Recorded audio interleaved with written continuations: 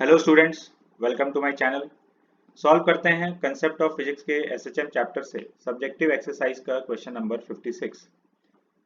Three simple harmonic motions of equal amplitudes A and equal time periods in the same direction combine. The phase of the second motion is 60 degree ahead of the first and the phase of the third motion is 60 degree ahead of the second.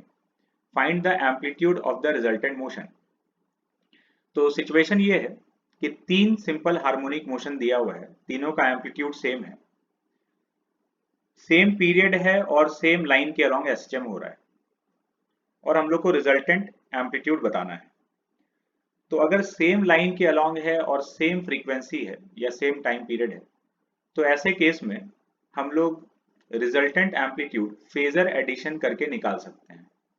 Phasor addition मतलब similar to vector addition, जितना भी SHM का superposition हो रहा है सबके amplitude को vector की तरह ड्रॉ करते हुए रिजल्टेंट निकाल सकते हैं।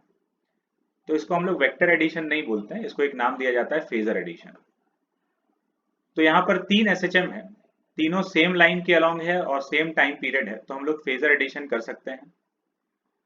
सेकेंड वाला जो एसएचएम है, सेकेंड वाले का phase 60 degree ahead of first. तो फर्स्ट वाले को हम लोग ऐसे हॉरिजॉन्टल में अगर बना लिए, ये फर्स्ट का एम्पलीट्यूड, सेकेंड वाला इससे 60 डिग्री आगे है तो 60 डिग्री ऊपर पर ये सेकेंड वाले का एम्पलीट्यूड बना दिए, और थर्ड वाला सेकेंड से 60 डिग्री आगे है तो इससे 60 डिग्री पर ये थर्ड बना दिए। तो ये तीन फेजर हो गया, इन तीनों का अब रिजल्टेंट ले लेते हैं। तो अब यहाँ पर अब ये सिंपल केस हो गया कि तीन वेक्टर है, ये एंगल 60 डिग्री, ये भी 60 डिग्री, इन तीनों का रिजल्टेंट लेना है।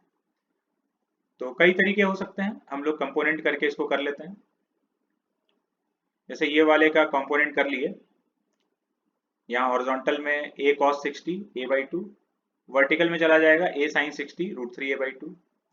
इस a का कंपोनेंट कर लिए इधर वर्टिकल में a cos 30 डिग्री, इधर 30 डिग्री एंगल बन रहा है a cos 30 √3 a/2, हॉरिजॉन्टल में a sin 30 a/2। तो टोटल अब अपने पास 5 वेक्टर हो गया।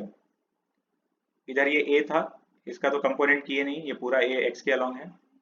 इधर ये a/2, इधर a/2 और ऊपर में √3 a/2 √3 a/2। तो ये a/2 कैंसिल हो गया, ऊपर नेट रिजल्टेंट आ गया √3a और x में आ गया a। इन दोनों का रिजल्टेंट ले लेंगे, ये एक दूसरे से 90 डिग्री पर है, तो अंडर रूट ऑफ a का स्क्वायर प्लस √3a का स्क्वायर, तो नेट एम्पलीट्यूड आ गया 2a।